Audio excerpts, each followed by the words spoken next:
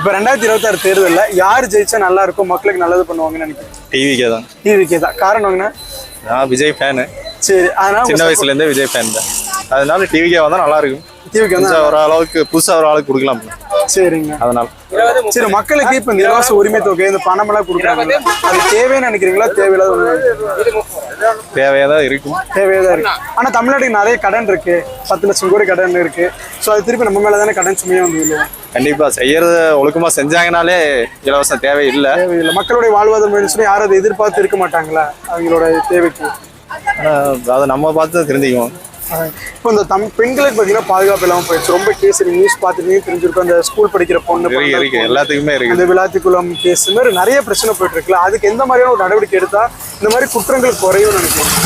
உடனடியாக ஒரு மரண தண்டனை கொடுத்தாங்கன்னா வேணா உடனடியே தண்டனை கிடைக்கணும். அந்த குற்றவாளி மரண தண்டனை கொடுக்கணும்.